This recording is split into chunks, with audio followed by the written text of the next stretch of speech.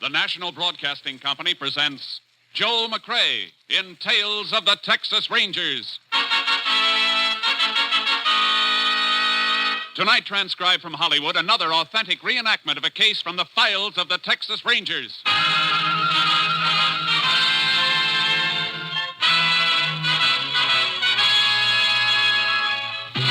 Tales of the Texas Rangers, starring Joel McCrae as Ranger Jace Pearson.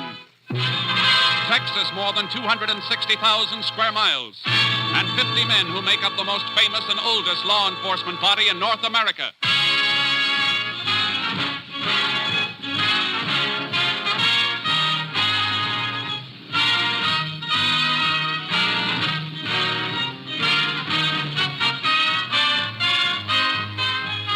Now, from the files of the Texas Rangers come these stories based on fact. Only names, dates, and places are fictitious for obvious reasons.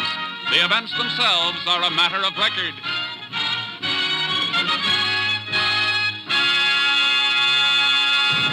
Case for tonight, Christmas present.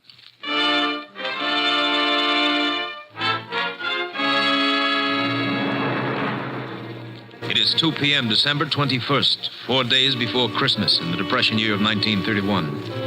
On a city street corner in North Texas, a man dressed as Santa Claus suddenly leaves his post beside a large red pot labeled Help the Poor. Shivering with cold, he enters the newly opened building of the Panhandle Equity Bank and approaches the bank guard. Say, mister, you mind if I stay in here a few minutes, warm up a little? I sure don't. I've been watching you through the window. Don't know how you stood it as long as you did. Oh, this Santa Claus outfit's pretty warm at first, but then the cold sort of creeps in on you. How long they expect you to stand out in that? Oh, 8 to 2. 6 hours, that's all. Well, it's 2 o'clock right now. You can go home. Not till my relief man shows up, I can't. Can't leave till he gets here. Some money in the pot out there. Oh. Well, why don't you wait right in here till you see him? Well, I was hoping you'd say that, because I'm sure... Oh, there he is now. Just drove up in a car. Oh, he can't leave a car parked there in front of the bank. There's a time limit on parking. Well, I think he's just wondering why I'm not there. I better go out and... Oh, he sees me. He's coming in. Howdy. Howdy. Was wondering when you get here. God let me come in and warm up. I hope your Santa Claus suit is warmer than his. We'll be closed up by the time you need warming. I don't think I'll get very cold. I got a Colt 45 in my pocket, pointed right for your belly. Now, don't move. Oh, don't move, he said. Keep your hand away from your gun. You guys are pulling the stick up. No kidding. You figured that all out by yourself, stupid? Let's make it a nice, quiet stick-up, huh? Just walk to the rear of the bank with us, take us through the door to the money in the vault. Now, go on. You'll never get away with this. You just trying to attract any attention. You'll never live to know whether we're doing or not. All right. Open that door. The girl by the desk has to open it. It's button control. Well, tell her you won't in. Miss Keene. Oh, I'm sorry, Mr. Lovett. Your Santa Claus friend's coming in with you? Yeah. We're so busy I didn't even notice it. Something wrong, Mr. Lovett? You look kind of sick. You'd be more than sick if you let out one yell. They got guns in their pockets, Miss Keene. Watch your mouth, sister. Nobody else can see us now. Take his gun. I've got it. Now, sister, whether he lives or not is up to you, understand? What do you want me to do? Open the cage of those money trays. Get to it. All right. You got the sack. Tell her what to put in it and stuff it into your jacket when you're through. All right. And remember, sis, one yap and this jerk gets it. All right. Go on. Come on, now, stuff it in the sack. What are you going to do when you leave? Come on, fast. What do you mean? We'll give you a chance to get away. I mean, we won't yell or anything until you're gone. Honest. Oh, yeah, that's real nice of you. Maybe you ought to be wearing the Santa Claus suit instead of me. You think I'm going to fall for a... Hurry up, will you? One of the bank executives is heading back here. All right. I'm almost through. As soon as I get it in my... Hey, what are you doing back here, Lovett? Why aren't you out front? These Santa Claus fellas, Mr. Peabody, just wanted to... Well, what's the other one doing in the vault there? Miss Keene, what the... Oh! You're going to answer this question later, when and if he comes to. And congratulations on your self-control. You're liable to get medals for saving your own lives. All right, let's go. I got it. All right, let's leave these people to quiet. Wait. Oh!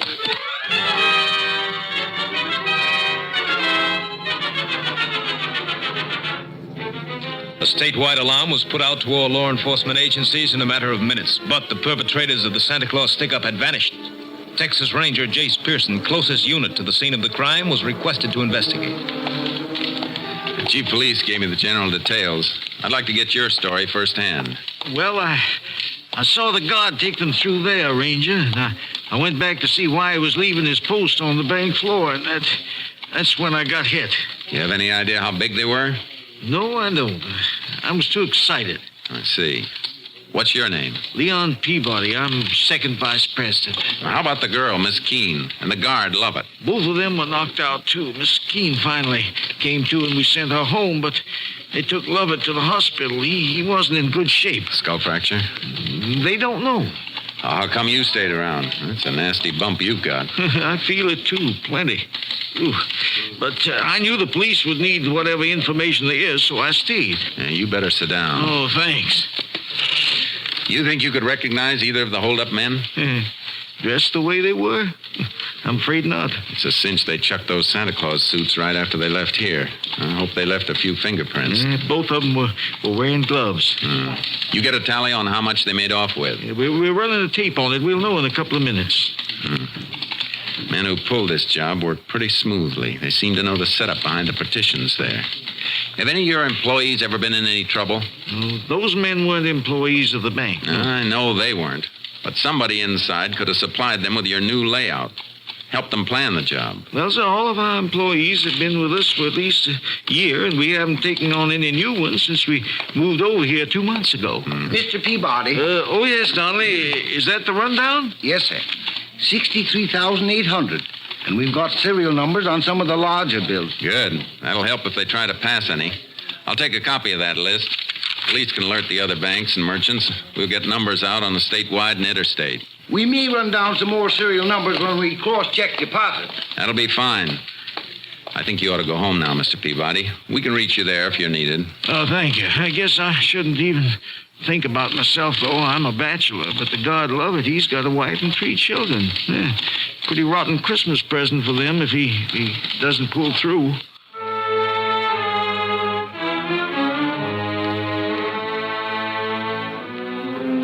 I paid a call on Miss Keene, the girl who'd been slugged, but she was in a state of shock and hysteria. By nightfall, all possible angles had been checked, and we still didn't have a lead. My boss, Ranger Captain Stinson, flew in, and I met him at the airport and drove him to town. You talked to all the welfare agencies that have Santa Clauses stationed on the streets? Yeah, and every man they have checked out clean. It was a phony setup, Captain, even though one of the bandits spent the whole day right out in the corner outside the bank. Well, that was smart. Got the bank guard used to seeing him. Yeah. City police are checking to see if they can find out where the suits came from and who got them. Good idea. How's the bank guard doing? Lovett? I checked the hospital. He's still out. No fracture, but they can't bring him around. He may have... KTXA to Unit 10. That's yours, Jason. Yeah. Unit 10. Go ahead, KTXA. City police report stolen car found in alley off Crockett Street between Maple and Lolly. Maybe car used in Panhandle equity bank robbery. Police chief requests your assistance. 10-4. Proceeding there immediately. 10-4. Unit 10, clear. KTXA Austin. We better get there fast. This may be the break we need.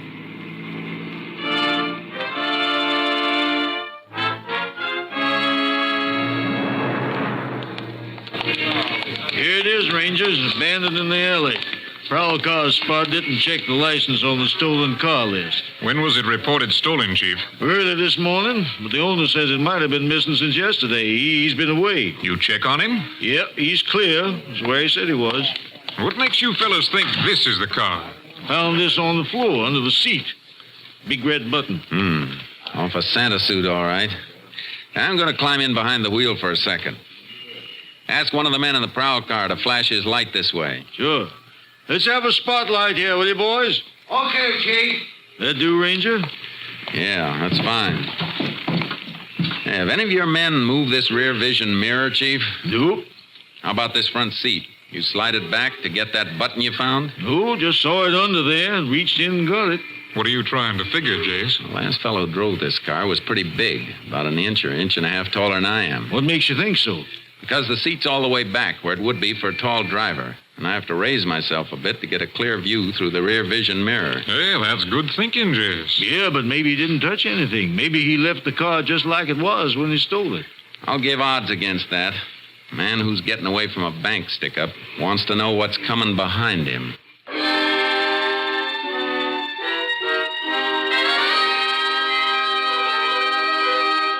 All roads out of the city had been under watch since the report of the robbery, so the men we were after figured to be close by. But all we knew was that one of them was about 6'3". In the morning, we made a routine check with police headquarters. Morning, Rangers. Morning, Chief. Morning, Chief. Your men come across anything? I'm just going to check through this report. Tells us the location of just about every Santa Claus suit in town. All of them belong to organizations, use them for their Christmas parties. Of course, once in a while, they let some private individual borrow them for a kid party or something, as if they put up deposit money. You got a list of the places that have loaned suits out and who got them? That top paper. I was just starting to check it. Look if you like. Thanks. Looks like we might be adding a murder charge to the armed robbery, Captain. The bank guard dead? Not yet, but it looks bad. They're operating for a blood clot on the brain. He's, Wait a minute. What is it, Jace? I think we've got a boy to talk to. Look at this list. 2 suits borrowed from 2 different organizations, but both borrowed by the same man, Anthony Ross, 124 Petagrosa Street. Say, that's worth looking into, Jace. Come on. Let's pick him up.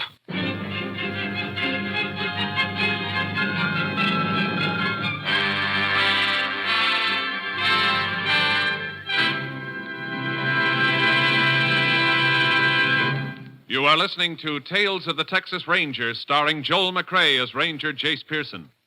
We continue now with tonight's case, Christmas Present, an authentic story from the files of the Texas Rangers.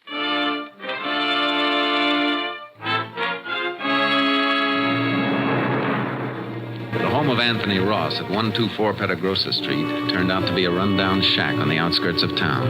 A small boy and girl, not dressed well enough against the cold, stopped playing with a mongrel dog as we drove up. They stared at us while we went up the rickety porch, the dog barking at our heels. It's all right, boy. It's all right. Take it easy. Good pup. There's a good... Yeah, what? Oh, Texas Rangers. You Anthony Ross? Yeah? We'd like to come in. Oh, sure. Annie, you and Jim take the dog in the back of the house and play there. Look at those suit boxes, Jace. Yeah, see him. What do you want to see me about? We can start with those boxes on the table. What's in them? I don't know. Just a couple of packages. That's all. They ain't mine. You better open them up, Jace. Yeah. No. Wait a minute. I tell you, they ain't mine. You got no right to... This search warrant says we have. Search warrant? Now, look. Those things ain't stolen. They were rented. Yeah. Couple of Santa suits, all right, Captain. And look, a button missing from the jacket of this one. I don't know what this is all about. Why are you coming... Maybe we can refresh your memory. The guard you slugged at the Panhandle Equity Bank isn't expected to live. What? Who was wearing the other suit, Ross? Who was your partner? What are you guys doing to me? I don't know what you're talking about. We're talking about the $63,000 stick-up you and somebody else pulled yesterday. And since you're about 5'10", I can tell you that your partner's about 6'3". Rangers, you're making a mistake. I don't even know anything about a holdup. The button missing from this suit was found in your getaway car, the one your partner drove. It wasn't me. I tell you, I didn't even know what kind of costumes were in them boxes. They ain't mine. And where'd you get them? I picked them up at a couple of places yesterday morning. You say you picked them up, and you're trying to tell us you don't know what's in the boxes. I picked them up for somebody else. They were rented out in your name. The woman ordered them in my name. What woman? The one who hired me to pick them up. That's a pretty phony story, Ross. Who was this woman you're talking about? What's her name? I don't know. I don't even know. You better come with us, Ross. No. You got to listen to me. Please listen. You got to believe me. I was in town early yesterday morning. She come right up to me on the street. I was pulling my kid's old wagon along, trying to find some junk I might sell. You sure you don't want to think this story over before you go any further? She asked me if I wanted to earn $1 running a couple of errands. I said, sure. $1 could give my kids a meal for a change. She asked me my name and address, and I told her, and then she told me to wait while she went into a booth and made some phone calls. When she come out, she sent me to 2 different clubs, told me there'd be costumes and packages. She had them left in my name to avoid confusion, she said. You didn't think that was funny? Mister, all I could think about was earning that $1. She gave me money, deposit money for the costumes, and told me to come back and meet her with the stuff on that same corner. Where were you at 2 o'clock yesterday afternoon? I was looking around for a junk again for a couple hours after I delivered the packages, and then I guess at 2 o'clock I was walking back home from town. It's a long walk to here in this weather. Cost of a bus ride will buy a loaf of bread for the kids you saw outside. Is that a crime? What's it to you if I walk my feet off to feed my kids? All right, Ross. That was a nice act. But there's a big hole in it. You say you delivered the Santa Claus suits to a woman you didn't know. But you've still got 'em. Yeah, I got 'em. They're going to mean a good Christmas. But you're not going to believe what I tell you. The woman came here last night, drove up in a car, woke me up. She said she was leaving town in a hurry. They didn't have time to take the costumes back herself, and if I'd take them back, I could keep the deposits. $15 each. But you're not going to believe that, are you? You better get your coat. Will you give me a chance to ask one of the neighbors to watch out for my kids? I'm afraid you'll be gone too long for that.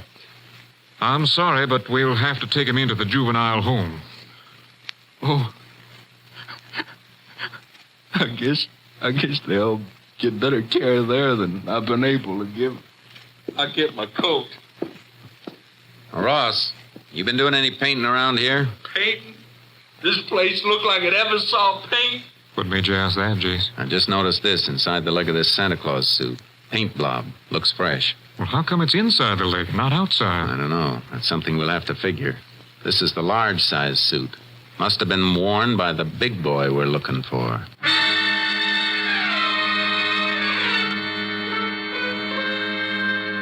The captain and I did a job we hated, dropping the Ross kids off at the juvenile home. Sometimes it's the only thing to do. They cried for their father. Always makes something inside you cry a little with them. We took Ross to the jail and locked him up. Well, that seems to be it, Rangers. By the time he comes up for trial, he should be ready to name his accomplice. That is, if we don't find him before then. I'd go along with that, Chief, if we'd found any money on him or in the house, even a few dollars. Kids got under your skin, huh, Jason? They got under yours, too, Captain. You know it. Yeah, but we got to remember, that bank guard has kids, too. You got any late reports on him from the hospital? Man stationed there says the operation is over. Don't know how it's going to come out yet, though. You might as well go over there and check with the doctors, Jace. I got to get back to company headquarters. Do me a favor, then. You're heading toward Austin. Take the Santa outfits with you and have them sent on to the lab. Get an analysis of that paint in the trousers. Maybe some traces in the boots, too. Well, how come the boots? They're made to go on over regular shoes. I figured that paint stain on the inside of the pants came from a blob of paint on the shoe of the man who put them on. I see. All right, Jace, you want to know the content of the paint and see if lab can run down the source, is that it? Yeah. You working up to some kind of a lead? Maybe. Few things I'm trying to fit together. Maybe they won't fit. If they do, though, you'll hear from me.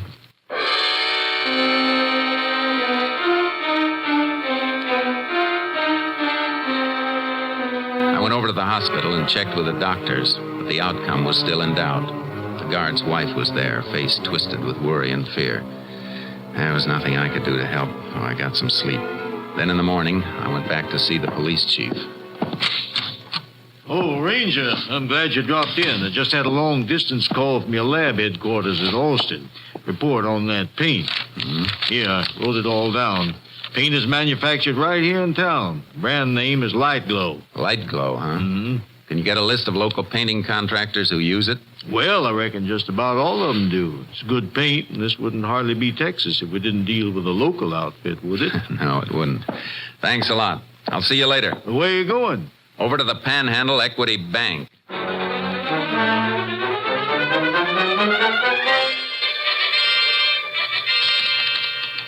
Mr. Peabody, do you know who painted this bank before he opened? Well, there was a contract for the building, included the painting. I guess that was done on a subcontract. Can you find out from the contractor? Sure, but do you mind my asking why? I told you the day of the robbery. Everything was too well planned. Like the men who did it knew the inside of the bank. Yes, I remember you saying that. You think the painters may have? That's what I think. But why not some of the construction men?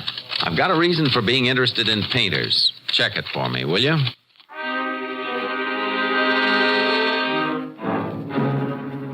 He checked. Contractor gave the name of the painters. 2 men, Eddie West and Martin Poggin. They'd been working the day of the robbery, he said, at a house on the north side of town. I went out to the house to see the owner. Why, yes, Ranger. They worked here all day that day. I remember we heard the report of the robbery on the radio. They were both here all day? Yes. Didn't even go out to eat? Had their lunches with them. Kind of smelly when the house gets painted. Most women usually get out of the way. I wanted to watch them, so I was here every minute to see they didn't get sloppy. I like things neat. I see. Well, thanks, ma'am. I'm sorry I bothered you. Why are you asking about them, Ranger? Nothing important. Not as long as you say they were here. Goodbye, ma'am. Merry Christmas to you. Yeah, the same to you, Ranger. Merry Christmas. She was the alibi for Eddie West and Martin Poggin, but she was too nervous about answering a few simple questions, nervous enough to make me wonder. I went back to the jail, got Anthony Ross out in my custody, and drove him to the north side of town. All right, get out, Ross. We're going in here for a minute. Why? What are you trying to frame now? I just want you to meet somebody.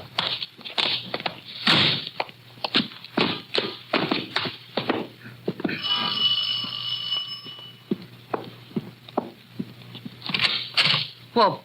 Back again, Ranger? I thought we'd... That's her. Ranger, that's the woman. Who is he? Who is this man? You ought to remember me, lady. My kids are in juvenile home on account of you, and I've been in jail. I never saw you before in my whole life. Tell him the truth. Tell him before I... Hold it, Ross. Take him away from here. Go away, both of you. Ranger, I got those costumes for her. For her. You're a liar, a liar. That word fits somebody, all right. Can I come in and have a look around, ma'am? What for? What do you want? I want to check over the painting job to see if it's just new painting or if there's some new plaster under it someplace. You can't come in. You have no right. The boys you're alibying for must have come back here after they cracked the bank, because you must have picked them up in your car after they ditched the one they're using. I don't know what you're talking about. Wouldn't carry the money on them. Did they cover it up here, safe under fresh plaster and paint until it cools off? No. I can call for a search warrant and wait till a crew comes and tears this place apart. It'll go better for you if you don't try to cover it. The money isn't here. Well, come on. Where is it? It's here, all right. In that wall. Behind the picture. Come on, Ross. Which one's your boyfriend, Poggin or West? Eddie West. He said we'd get married. Go to Europe next year. You'll all go someplace next year, but it won't be Europe. West about 6'3". Yes. How did you know? I got an early Christmas present. Somebody sent me a crystal ball. As soon as I call the police and dig out that bank money, you're coming with us.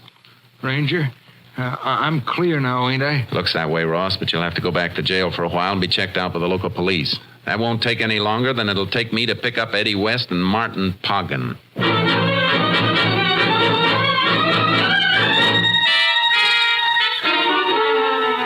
I made my call, then took West's girlfriend and Anthony Ross back to jail. Poggin and West were playing it smart, working right up to Christmas Eve like a couple of house painters would be doing.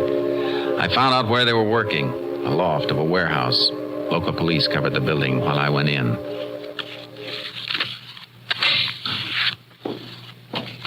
Eddie, who's that? Who came in? Probably the watchman. Watch out for those paint cans. Don't worry. I see him. That ain't the watchman's boys, Eddie. Come out of the shadows where we can see you. I'm coming. But seeing me isn't going to make you happy. Eddie, it's a Texas Ranger. Shut up, Poggin. I got my gun. Howdy, Ranger. Something you want? Yeah. I want the 2 men who robbed the Panhandle Equity Bank. Shut up. What would we know about that, Ranger? Come down off that scaffold and I'll tell you. Okay. Marty, lower away. Too bad you aren't working in a place with a phone. Your girlfriend could have warned you earlier. He knows. I'll get him. Keep your hands away!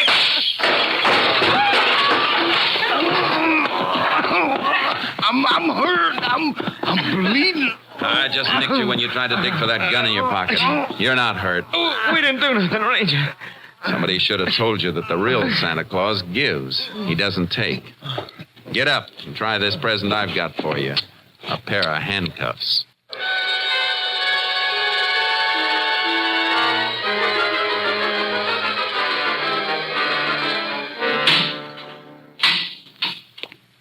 Well, that winds it up for sure, Ranger. Didn't turn out too bad either. Just heard from the hospital. Guard passed the crisis. He's going to be all right. You couldn't have better news, Chief. Just in time, too. It's getting dark. Christmas Eve. You let Anthony Ross go? Mm-hmm. About 10 minutes ago. He didn't seem too happy, though. Just like he didn't care. What with his kids in the juvenile home and everything. Judge mightn't even release him if he can't care for him. Ross didn't have a dime. Not even bus fare. It'd take him a couple hours to walk home. Oh, why didn't I think? Well, maybe it's just as well that way. Let me call the judge. And Mr. Peabody, the bank vice president. Mm-hmm. Stores will be open late, won't they? Sure. Why? It'll take Ross a long time to get to his house. Maybe we can get some of your boys to help us and change his mind about Christmas.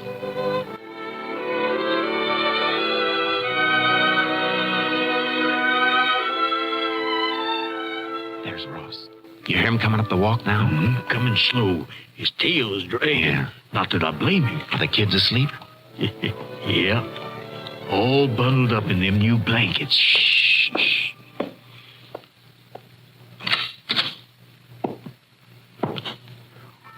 What? Ranger. And the chief. The lights. They're on. The power company turned them off. Yeah. They sent a man out to turn them on again. What? What's all this stuff? Ornaments. Christmas tree. All those toys and things. Tomorrow's Christmas, Ross. For you and your kids. They're in the bedroom asleep. My kids. You brought my kids back to me. Yes, and there's plenty of grub in the kitchen. And you've got a job. Starting next week at the Panhandle Equity Bank. Just go in and see Mr. Peabody after the holiday. Meanwhile, he sent you a little cash in this envelope. Sort of a Christmas bonus, just like the rest of the employees get. Well, we have to be going. Merry Christmas. Yep. Merry Christmas, Ross. Merry Christmas, fellas. Merry Christmas. And God bless you. Thanks. God bless you.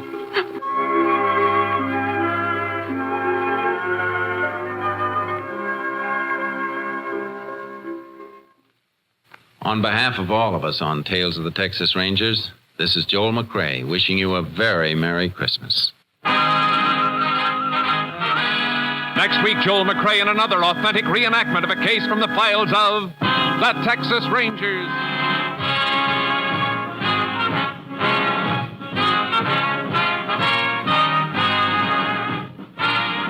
Tonight's cast included Tony Barrett, Shepard Menken, Jim Nusser, Virginia Gregg, Victor Rodman, and Byron Kane. This story was transcribed and adapted by Joel Murcott, and the program was produced and directed by Stacy Keach. This is Hal Gibney speaking.